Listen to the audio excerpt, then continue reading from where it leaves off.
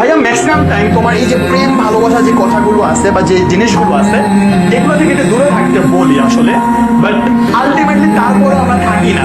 মানুষ হিউম্যান যে নেচার যেটা, এই হিউম্যান নেচারই হচ্ছে যে বিপরীত যে পার্সনটা আছে তার প্রতি আকর্ষণ থাকবে। সো আমরা করি কি এই প্রেম ভালোবাসা জড়ায় যায়। বাট দেখো একটা খেয়াল করবা একটা জিনিস, এখানে না জড়াবা বা জড়াবা না কেন সেটা একটু বলি। দেখো তুমি যদি একটা মেয়ে কিংবা একটা ছেলের প্রেমে পড়ো, সেখান থেকে তোমার এখানে এসে থেমে থাকে না। কিন্তু অনেকে বলে না যে ঠিক আছে ভাইয়া যে থাকার সে থাকে, যে থাকার সে এমনিই থাকবে। আলটিমেটলি ব্যাপারটা কিন্তু তা না ভাই, যে থাকার সে থাকবে না। যদি সে থাকে, যে থাকার সে যদি আসলেই থাকে, সে কিন্তু প্রকৃত পক্ষে তোমার লাইফে আসলে কেউ না। বাট যে থাকার সে থাকবে না, মানে ব্যাপারটা কেমন দেখো, একটা মানুষ তোমার থেকে আসলে প্রেম তোমার সাথে কেন করবে, কি চায়?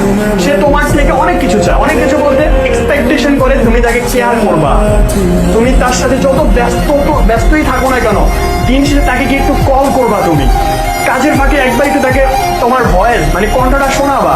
দিন শেষে এইটা চায়, কেয়ারিং চায়, একটু ঘোরাতে নিয়ে যাবে, এগুলো চায়, একটু দূরে কোথাও যাবা, রেস্টুরেন্টে বসবা, এই জিনিসগুলো চায়। এটাকে ভাইয়া নাম দিছি হচ্ছে পরিচর্যা। এই প্রেমটা হচ্ছে তোমার পরিচর্যা করতে হয়, বুঝতে পারছো? তো দেখো প্রেমটা তোমাকে পরিচর্যা করতে হবে। যদি পরিচর্যা করো, এখানেই তোমার এটা শেষ হয়ে যাবে না। এই পরিচর্যাটা তোমার মানে একটা কন্টিনিউয়াস প্রসেসে করতে হবে। হ্যাঁ, এটা একটা চলমান একটা প্রক্রিয়ায় হবে। কারণ কি তুমি যদি আজকে করলা, 2 দিন অনেক বেশি প্রায়োরিটি দিলা, তারপর চিনলা না, সে কিন্তু থাকবে না। তো এইটা হচ্ছে তোমার পরিচর্যাটাকে ভাইয়া, এটা হইতে হবে পরিচর্যাটা কি চলমান, ঠিক আছে? এখন আসে এই পরিচর্যার মধ্যে কিছু ছেলে পেলে বা কিছু মেয়ে আছে, দেখবা যে তোমার থেকে খুব শুধু চাবে, মানে হচ্ছে যে তার ডিমান্ড, একটার পর একটা ডিমান্ড অনেক। ভাইয়া এই আমাকে এটা দাও, এই আমাকে ওইটা দাও, এই আমাকে সেটা দাও, এই টাইপের কিছু পরিচর্যার টাইপের কিছু জিনিসপত্র পাবা। যেমন ধরো কিছু মেয়ে বর্তমানে করে কি, যে ছেলেদেরকে বলে যে এই দেখো তো এই শাড়িটা কেমন, হ্যাঁ, বা হচ্ছে দেখো তো এই মেকআপ বক্সটা কেমন।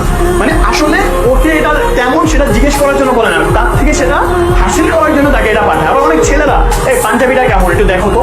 বাট এই টাইপের যারা এটা করে বা যারা এমন করে, সে তোমাকে প্রকৃত ভালোবাসে না, ভালোবাসে একদমই না, রং, ঠিক আছে? বুঝতে পারছি?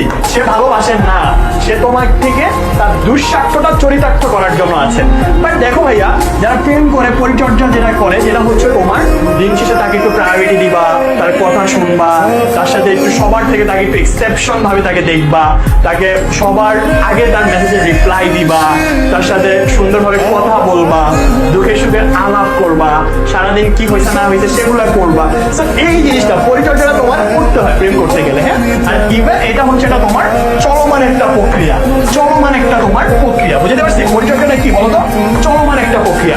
এন্ড দেন এটাকে আমরা বলি তোমার ট্রু লাভ। কি বলি? True love. বুঝতে পারছো? বুঝতে পারছি? এই ট্রু লাভটা এখানে আইসা হয়।